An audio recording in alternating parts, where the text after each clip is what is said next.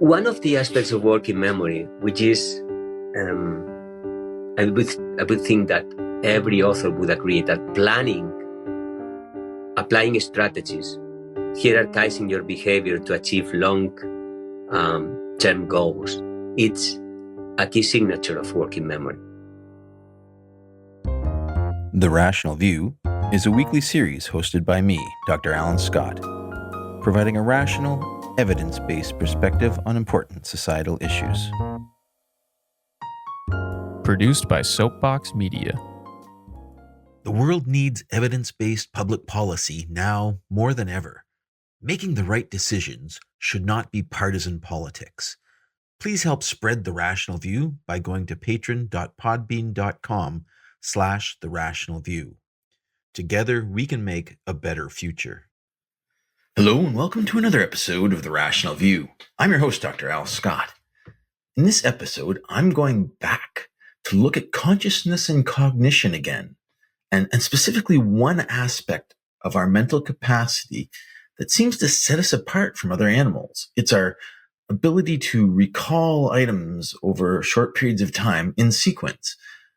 For those of you who are software buffs, basically, we have a short-term memory buffer that acts like a linked list. We can remember a list of numbers, about 7 or so, or letters or items in a particular order over a short time span if we're not too distracted. This capability is called working memory. Working memory can be roughly quantified to hold about 7 items at once in a sequence. And it allows conscious manipulation, consideration, and attention to about 4 of them at a time. So we can focus on more than one thing at a time and compare them and make hypotheses. And these numbers are surprisingly consistent across all humans. Tests have shown this. So this is why I'm interested. The size of working memory in humans is much larger than in our nearest relatives, the great apes. The ability to remember sequence information also seems to be unique to humans. Now, some scientists speculate that the evolution of working memory in our brains is what separates humans intellectually from other species, other intelligent animals with large brains. Working memory capacity in people is also strongly correlated with fluid intelligence, or the ability to react to new and different situations.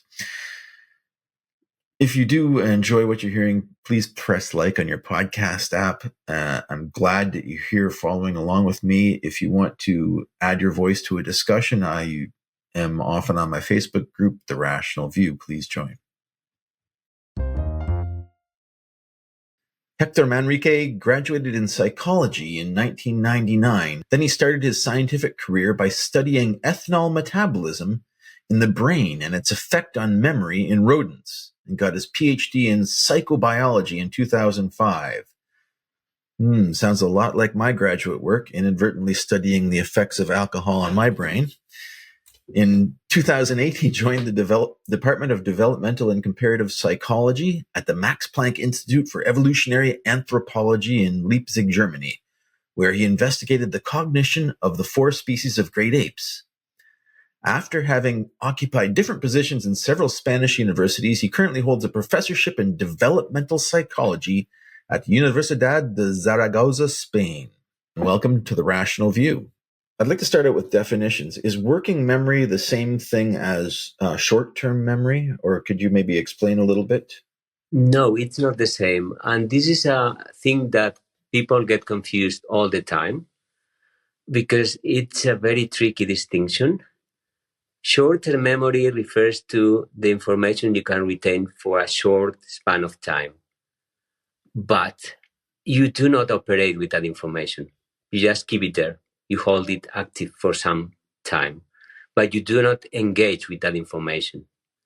And if we talk of working memory, we refer to a memory that is short-lived, that is limited in space. You can only hold there a limited number of items or informations, but most fundamentally, you need to make operations with that information. Otherwise, it's not working memory. And that's where the name working comes from. And this, if I'm not mistaken, this is a distinction that was introduced probably by Baddeley and Hitch. So it's quite similar, but in order to talk of working memory, you need to work with that information. You need to operate with that information. So working memory is distinguishable from short-term memory by the fact that we can focus on it, that we can think about it. But I think it's something that we believe sets humans apart from other animals. What do we know about the differences in working memory between different species?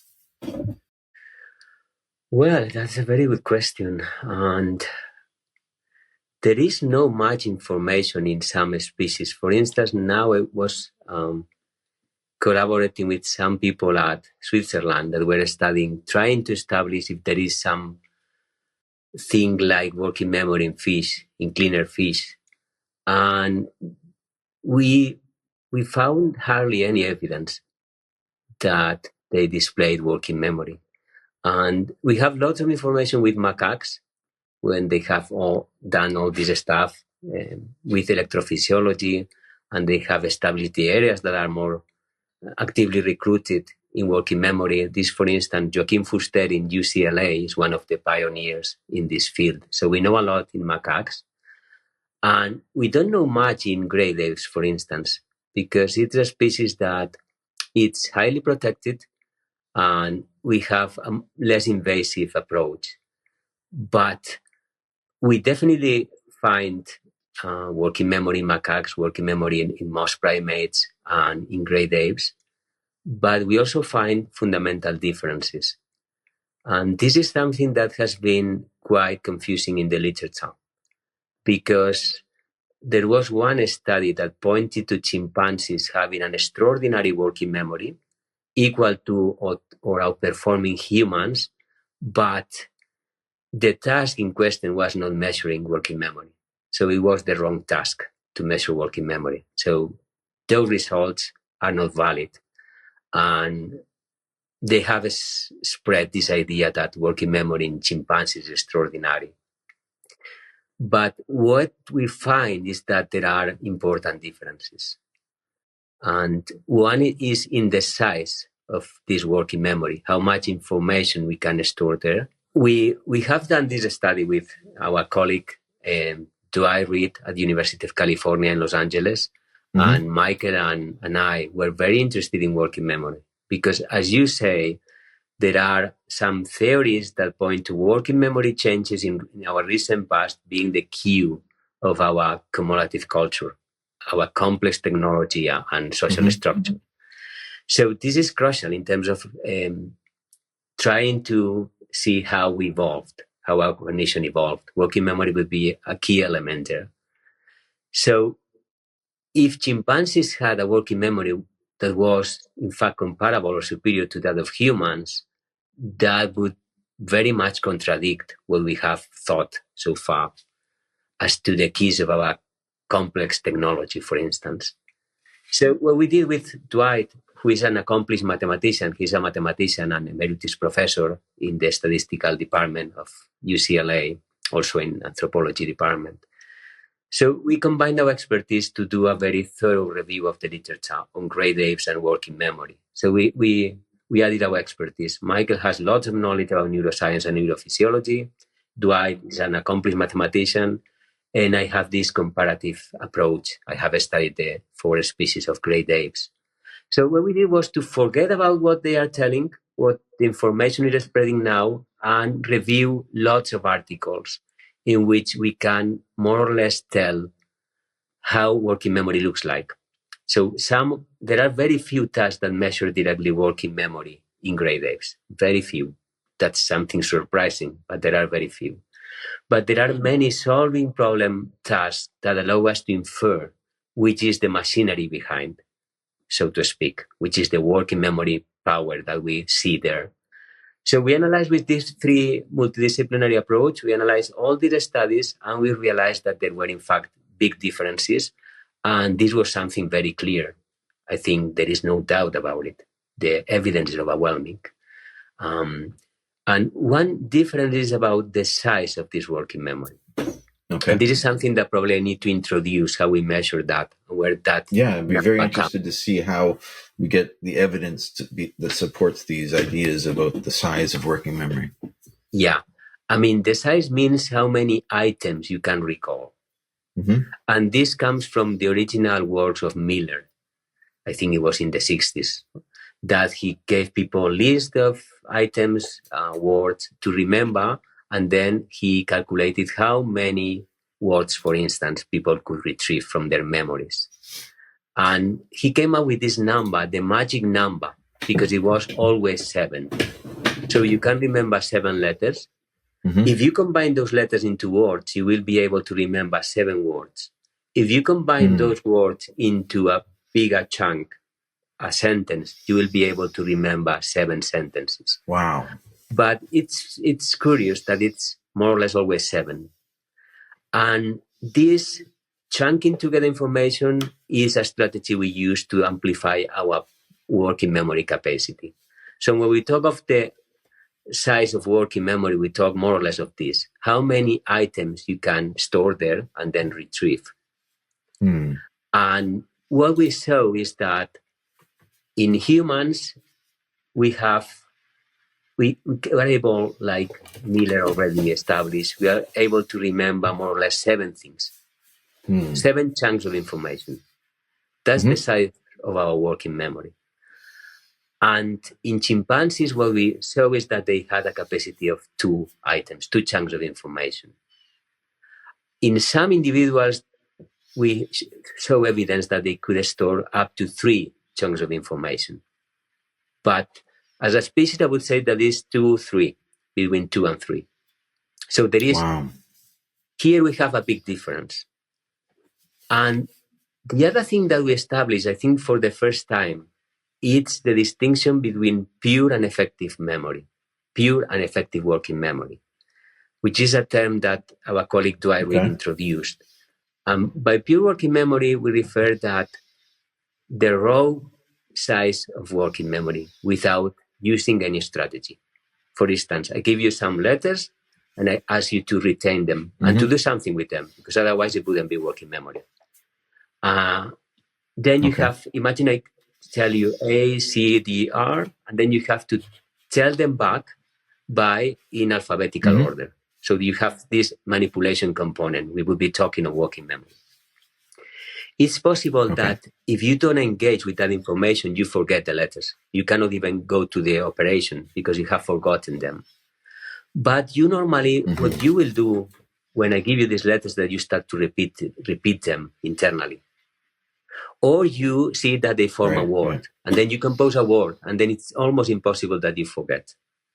When you do that, you are talking of compound memory, effective working memory, or compound memory. If you don't do this strategy, we would talk of pure working memory. Or if we use the theory of Nelson Cowan, which is one of the most important theories in terms of working memory, focus of attention. Focus of attention is the pure working memory for us. The things you can hold without making any effort, so to speak, without using strategies like subvocal rehearsal or rearranging the information.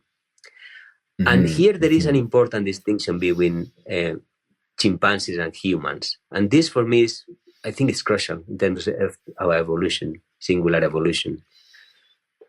In humans, we have a big difference between pure and effective. So our pure working memory is reached at about 5-year-old, already have the pure working memory, the maximum power of working memory in terms of storage. And from 5 to adulthood, what increases is the control about those contents. What increases the effective working memory. It is the use of strategies. So you improve in that, and you almost double your power of storaging, like from 4 to 7. But in chimpanzees, we don't find any difference. So they have this pure working memory. They reach that maximum number of items at about also 6, 7, let's say. It's orientative. But there is no growing in the effective working memory. So for them, pure and effective is the same.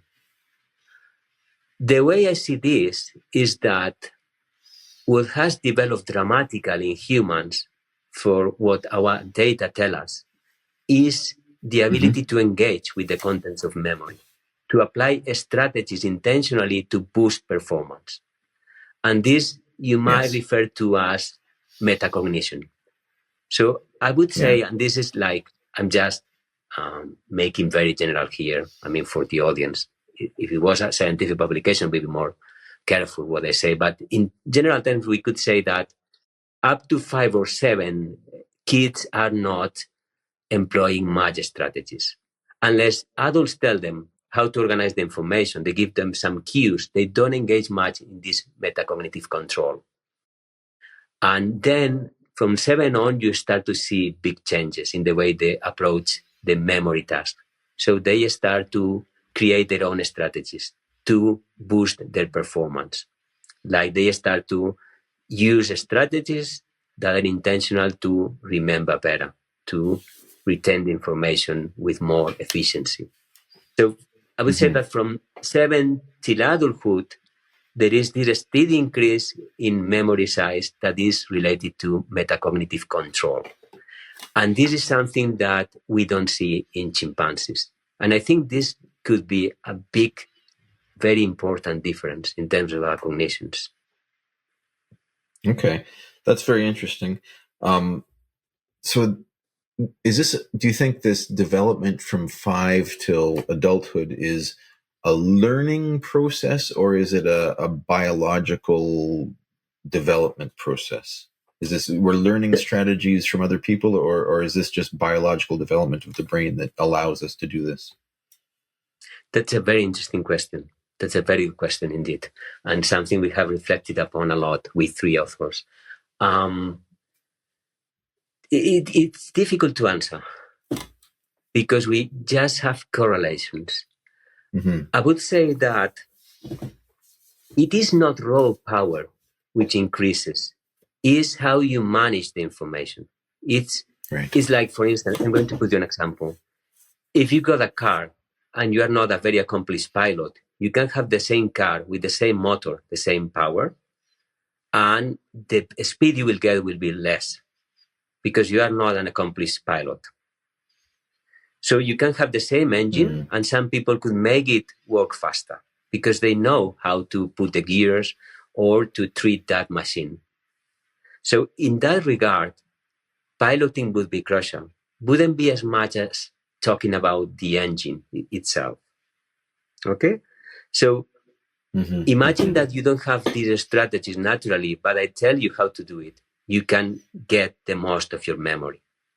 So that wouldn't be directly depending on your brain substrate, so to speak. You can learn these strategies. Yeah, it's very interesting because I've read in various areas like grandmasters of chess are people imagine they have these powers of holding more things in their memory or being able to go back several steps on a chess game. But when you talk to them, they aren't able to do any more than a normal person. But what they are able to do is hold entire board positions as named games, right? So they've gone through and studied each position.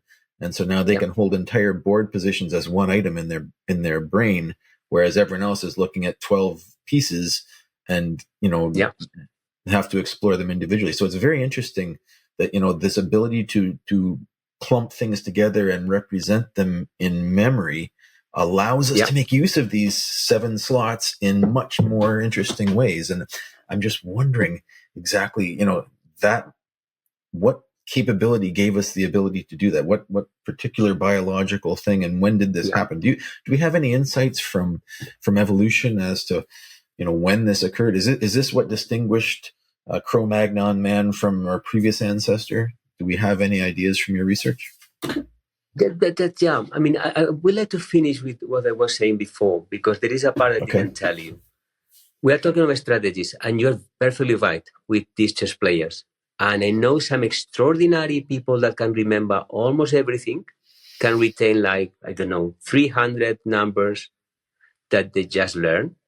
And they use these strategies. They use, like, for instance, I remember one guy, this British guy, could remember in the supermarket, he could remember the labels of things. And he said he was imagining like forms or shapes or animals. So he used a strategy to do that. So you're right in there that you can deploy strategies that help you boost your performance. But what we have seen in our paper with Dwight Reed and Michael Walker is that from 7-year-old, the brain is more or less mature in terms of size, but white matter is still growing and interconnecting. So we have a much better connectivity that is developing up to adulthood. And we think that this metacognitive ability or increase could be related with this better connectivity. So it's not the raw processing power, but that we gain in this connectivity. And this will link to our adolescence.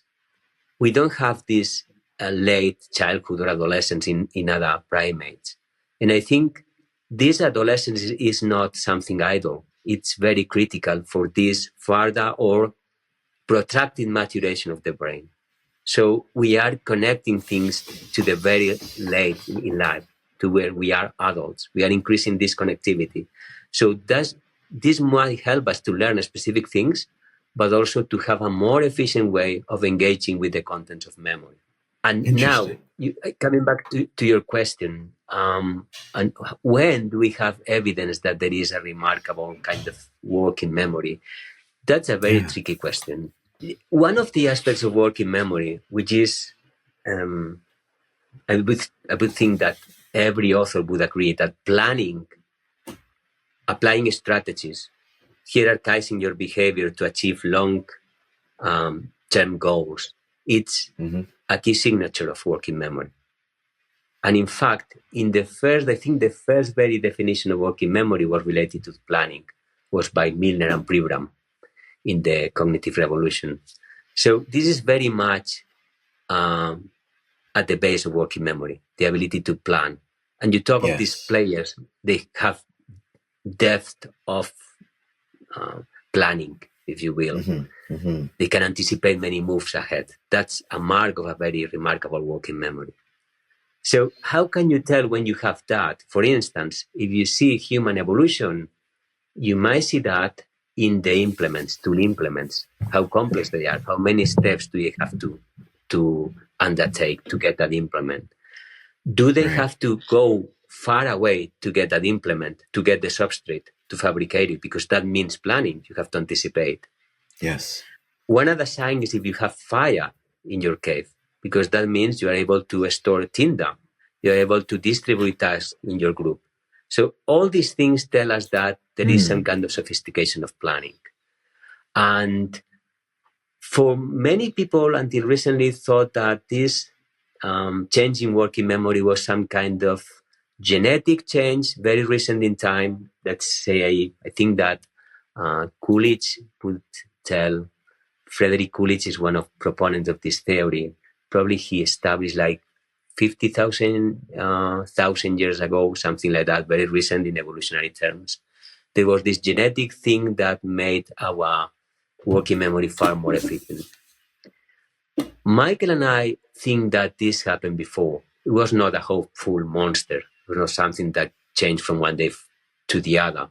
And for instance, in the cave he's excavating, Cueva Negra in Murcia, he finds two things that are very important: tool implements and tended fire.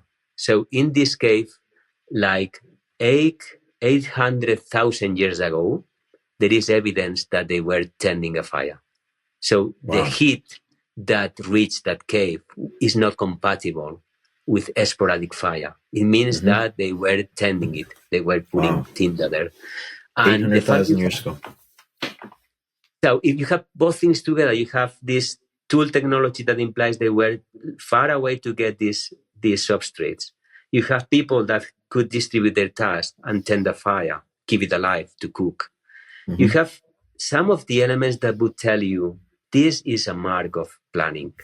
So maybe we can find evidences before this very recent time in which you have this evidence that there was complex cognition.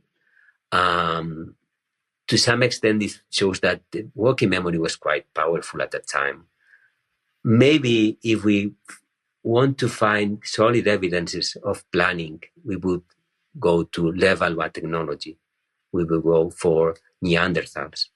There you have a kind of technology that involves a high degree of planning, high degree of mental imagery. So in a Neanderthal, you have true marks of a powerful working memory, I would say. But our take is that it's not something so abrupt and so recent in time. Okay. There are evidences, and there is a big way to go from when we separated from chimpanzees in terms of growing our working memory. So right. So you see this more of a gradual transition over time. I think so, but I mean that's our theory. It's not that I cannot say this is a general idea. I mean, there is probably more up to this date. I think the idea that was something recent and more abrupt is more dominant, but we think there is solid evidence that points in this other direction, that is something more gradual. Yeah, I mean, planning has a huge advantage evolutionarily speaking, and really I think that's what does set humanity apart. I mean, the ability to manipulate multiple ideas at once, to remember sequence information. You could outsmart animals, you could build traps to collect food, you can herd large game over cliffs. There's evidence of that. And you can coordinate in hunting also. You can give verbal instructions or sign instructions, which is something that non-human species don't do. They sign, they have gestures, but not the kind we have that is more communicative. And we try contrast the human ability to do this with, like a pet, for example, a dog or a cat. They seem intelligent, but they're always in the present moment. They forget things that have happened recently. They just don't string things together like we do. You can leave your dog in your house for hours on end, and when he arrives, he's not going to be angry at you for leaving him there. He's like, "Oh, I'm happy that you're here." Yeah, so, that's a good point. That's a good point. And in fact, that connects with episodic memory. How you can, what Turing defined as mental time travel. You can travel with your mind to the future and to the past. And this is also connected with planning. So you can go to the past, to a personal event you experience. Imagine something traumatic that happened to you. You can go to that very specific moment, relive that moment, retrieve information that was useful at that time, and use it for the future. So you can see yourself in the future facing the same situation and using that information you're retrieving from the past to solve that situation. So I think that's crucial also, this ability to transport yourself at will. And this, I think, it's a key to differentiate from non-human apes. You do it at will.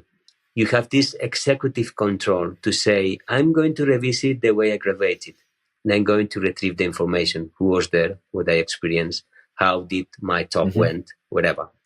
And this ability to do it at will, to target the specific moment in time you want to come back or go forward. This, I think, is the mark of this executive control, even of this working memory capacity. Interesting. So the ability to travel in time, I mean, another thing that I think this allows us to do is, like read a book, for example. I don't think you would be able to read a story without this working memory. Like, I know many times, like if my attention is off, I'll reread a paragraph because it doesn't store in my working memory. I'll be thinking about something else and reading, but I won't register. And, without this working memory, I don't think we'd be able to read books at all. I mean, I know, personally, I have a link to this. My dad has dementia. He's elderly, and he basically has kind of lost this capability. So he's basically living in the present moment. He doesn't have any context of where he is or why he's there. He can't read books anymore. I mean, he could read the words, but he can't store them to make a coherent story. So that's where I started investigating this. It's like, wow, this is a huge difference in how you interact and how, and I can imagine this capability is what allows us to have civilization. I think your research with Michael, you're talking about how human culture accumulates knowledge over time. And one of the things we talked about, and obviously this is probably Michael's work, is how it wasn't necessarily a linear progression of accumulation from the first time that someone discovered something. A lot of these hand axe discoveries from ancient time were lost, and they were just like discoveries, I guess, that were lost to culture and then rediscovered again. Is that your hypothesis that you guys have put together? It is that. And we are talking especially of this, what we call bifacial long cutting tools that are commonly referred to hand axes, like implement of stone implement. And we know of their existence from like almost 2 million years ago until quite recently in time. Something like that. Michael has I don't want to venture the exact day, but let's say 1 million for sure. And we find them very dispersed in time and places. Like appears one in one side, it doesn't appear until, let's say, 500,000 years later. So they are very dispersed in time and space. And our hypothesis is that this cannot be the result of a long cultural tradition of teaching to fabricate, to produce these tools, but of individual reinvention. So one individual invents it, is not incorporated by the group that doesn't see value in that tool or doesn't even see a tool there. And then one other individual comes up with the same invention long time after. And it might even happen that not even the individual that produces that recognize this is a tool. Yes. So until this is recognized by the individual and the group as a useful tool, it won't be part of the lore of that group. And it won't be taught or passed on from one generation to the next. And here there is something very relevant that I think applies also to working memory, which is the faculty of language. Because one of the things we're writing now with Michael and other people is about the origins of language. And if you think of language, it might be very important in order to transfer this knowledge to others. You have learned to do something, you can communicate to others, you can explain them how to do it. And if you think in working memory again, most of the strategies we apply to boost our performance in memory tasks is based on language. Repetition is based on language. And rearrangement into words is based on language. Even your self-control in terms of impulsivity, normally you do it through giving you verbal instructions. So language might have been very important in terms of boosting these basic cognitive skills. And also in the transmission of technology or culture, how you can have this information survive and teach others. Language obviously is a very powerful tool for that. Apart from imitation, that is something that we rarely see in chimpanzees, like imitation, like repeating the how, the process and the result. In chimpanzees, we find more emulation, which is reproducing the end result, but by whichever means they find useful. But our kids, our children from very early in age, they repeat what you do, all the process. And that's very powerful in order to learn rapidly. If you repeat what the expert does, step by step, until you reach the same result. So both imitation, fidelity of imitation, and language might have been also kind of superpowers in order for us to develop our technology. So what you're telling me is that humans are better at aping behavior than apes. Yeah, that's a funny thing. That's a funny thing because it goes against common sense. That's it exactly. So we differentiate emulation and imitation. So emulate is, I see you to produce something. Imagine you are fishing. I see you in a river Mm-hmm. and you take off one fish. So I see that situation. There is a fish you have got. You have gotten a fish. Yes. And now I get a stone, piece of wood, and try to reproduce your end result, extracting a fish. This is emulation. I might end up extracting the fish, but I didn't pay attention to the steps you put into place to get that fish. Right. I'm just emulating the end result. Whereas imitation is I pay attention, close attention to the how, not just the what, not just the end result, but the how you do it. And I reproduce every step you take.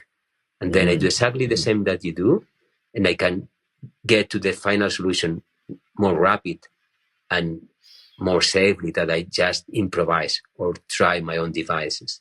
So chimpanzees are good at emulating, but not at imitating. And with human children, it's just the opposite. They tend to imitate with high fidelity.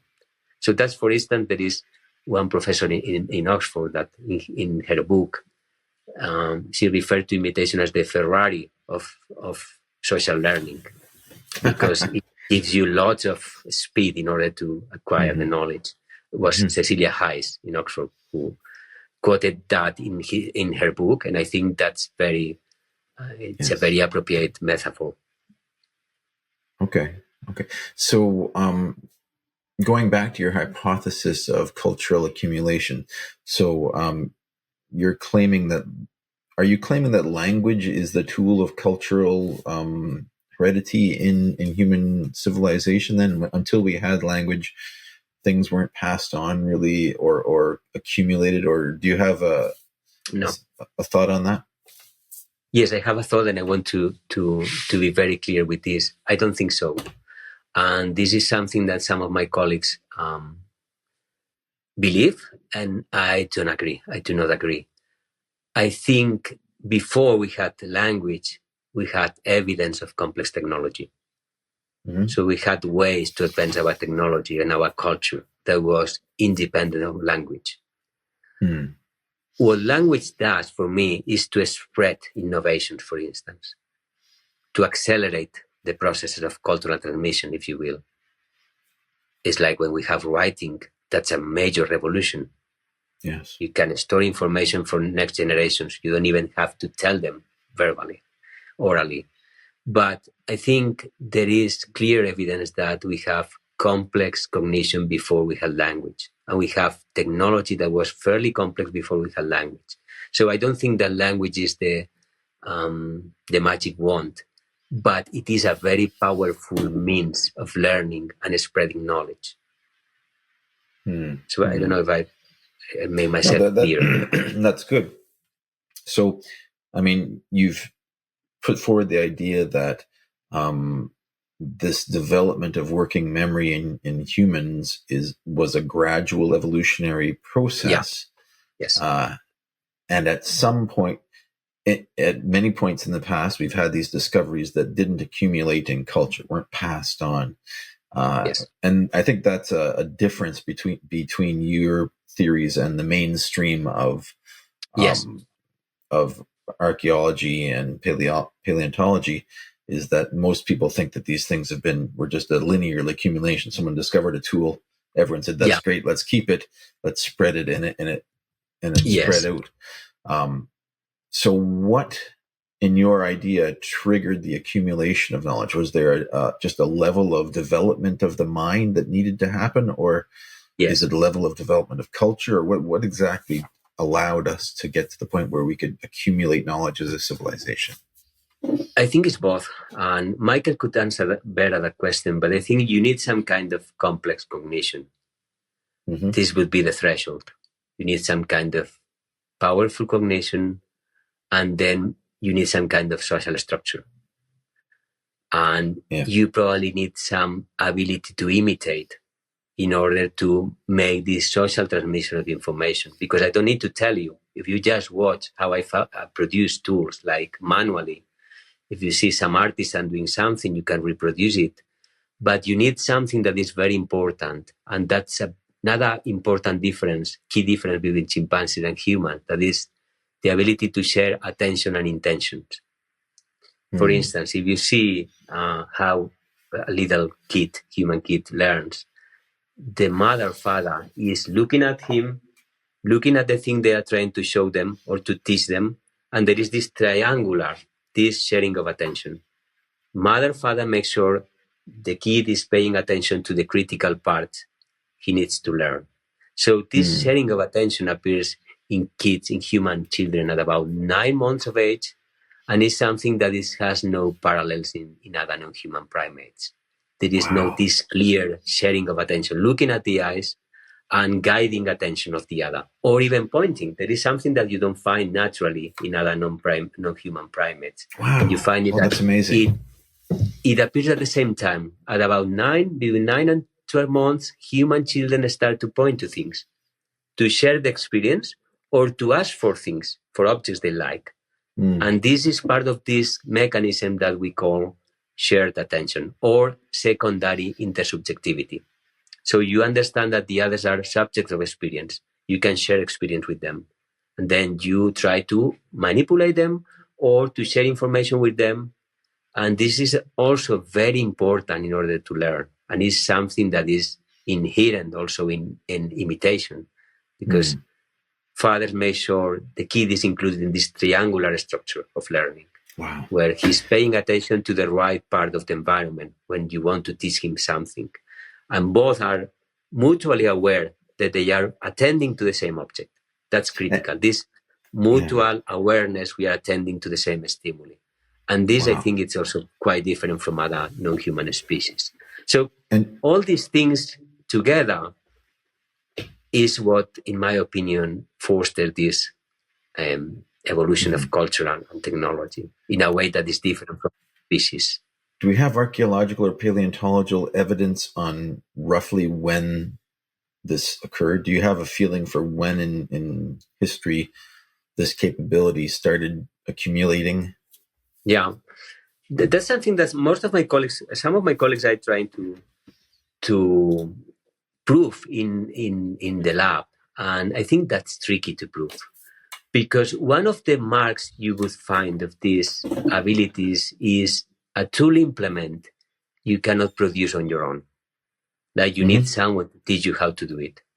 An implement that is so complex in its production, it requires so many steps in the right order that you couldn't come up with that by trial and error. You need some kind of an expert artisan, if you will. And this is under debate. When do we have evidence that something could not be spontaneously produced by trial and error, so that we had some kind of a structure of teaching and learning? And this we assume would involve this triangular structure in which we are sharing attention. But maybe if you could just give maybe some last thoughts on your work and where you're going with it. One of the main interests of my work is to reconstruct how working memory evolved, and when we find signs that we improved that ability to engage with the contents of memory, like we had more metacognitive control. And this might make a big difference, I think.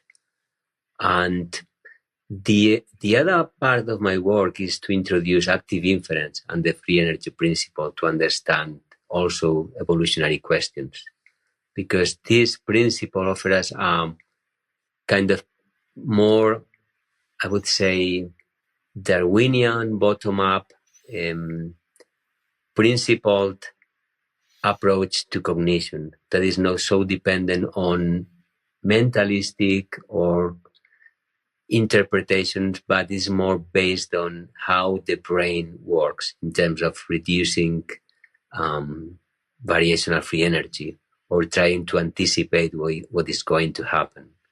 And for instance, we try to see how species imitate based on this capacity to bound surprise. So we, for instance, think that humans have a special ability to bounce surprise, and they can tolerate higher degrees of surprise. Surprise, so that's whenever they innovation or recognition of yeah, innovation. for instance, something that you do not expect. So in active inference, we talk of generative models, which is the models you build of reality. So you have models of your world, your environment, the contingencies you find, the objects you will find there. And your brain uses those models to anticipate what it will find, what it will happen, so that you can prepare for that. So it's like anticipatory. Now, these models convey some predictions. So based on your experience, you have predictions. You don't expect just random things. You have some expectations. You expect that the sun will rise at some time, and that then there will be dark, or that in winter it will be cold. So you have some basic expectations. Some are ingrained in your genes, like priors you have inherited and are typical of the species. Some are your individual experience, things you have individually learned. And this makes up your machinery to predict. Right. Now, there is one concept that is very important, and I know it because I read it from Andy Clark, but I don't know if is the original author of this concept, which is dynamic precision weighting. So this dynamic precision weighting refers to how much you trust your predictions. So for instance, my prediction that tomorrow the sun will rise is, I trust it completely. I'm fairly sure the sun will rise. Right. Like every day in my past experience for 48 years. So if something happens, I don't have evidence, I see that everything is dark, I will try to come up with any explanation for that. But it will be difficult that I change my prediction, because this is something I trust a lot. Mm-hmm. But there are some other predictions that I'm not so sure. So precision weighting refers to how much trust you put to your predictions, mm-hmm, or to contrary sensory information. So you might have a prediction, and then your sensory information, when you sample the environment, contradicts that prediction. Right. So you can do two things. You dismiss the information that contradicts your prediction, or you revise your prediction and update it or change it. Mm-hmm. Now, coming back to innovation, imagine that I'm more or less putting in practice behaviors that are typical of my species. I'm not producing tools. But now I have one individual that is producing one tool, is working a substrate and doing something that I haven't seen before. This is something I could not predict. So that means it will be surprising to me. It will generate surprise. Now, I can do two things. Disregard that completely, like it never happened, mm-hmm, and then I will never learn that. I will never do that. Right. Or I could revise my predictions and incorporate that thing that was unexpected. That would be an innovation. If I consider that information and also I see the utility, I could end up doing the same implement. So mm-hmm, one part of our work is to see innovation as the capacity to overcome surprise. If you have this capacity to overcome surprise and register things that are unexpected, you will be better prepared to innovate or to assimilate innovations. And this is something that has never been explored like that before. So people has tended to see the social dynamics of the group. Who copy, for instance, chimpanzees tend to copy more the dominant individuals of the group. Right. So we are not in this social dimension. We are prior to that. We are going to the brain, how the brain makes sense of reality, how the brain reduces surprise. And we propose that our brain has this, we introduced a concept that is the concept of zones of bounded surprisal. Zones of bounded surprisal refers to those divergence from your expectations that you're able to cope with, you're able to tolerate, and you're able to learn. So species that have a wide zone of bounded surprisal will be very innovative because they will be very tolerant to discrepancies from their expectations. and we'll be able to assimilate those and learn from those. Species that have a very narrow zone of bounded surprisal will be very much, they will just go by prototypical behaviors.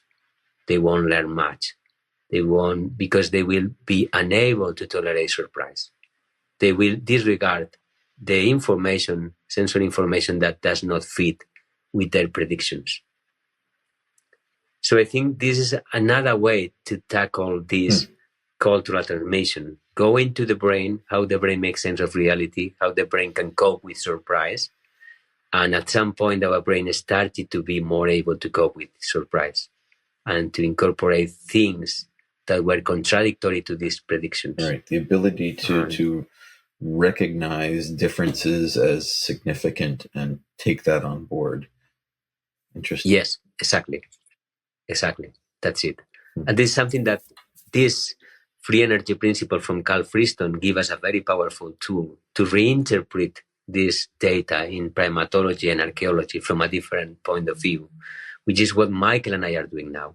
So we have revised all problems or outstanding questions in archaeology and primatology by applying this free energy principle, which is very much in use in artificial intelligence, but is not so, it's not frequently applied in other disciplines. And we believe that this tool is very flexible and can be applied to many problems related to cognition. Oh, very interesting. So you're bringing concepts of artificial intelligence into your work on evolution of the brain. Yes. I mean, concepts that come from neuroscience and physics, because Carl Friston is an eminent neuroscientist and also physician.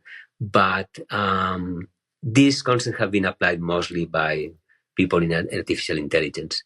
And in social sciences, there is this more traditional view of this mentalistic approach, more like they have not incorporated these new tools so we think that's important, and it connects us with our background in neuroscience. So we feel comfortable with these tools. Maybe some of our colleagues with a more traditional archaeology or I don't know, formation or background have more difficulties to incorporate that or don't see that something useful. Maybe we can connect with Michael to get his insights onto this at a later date. So thank you so much, Hector. I appreciate you for coming on the show and sharing your research with us. If you'd like to follow up with more in-depth discussions, please come find us on Facebook at The Rational View and join our discussion group. If you like what you're hearing, please consider visiting my Patreon page at patron.podbean.com/therationalview. Thanks for listening.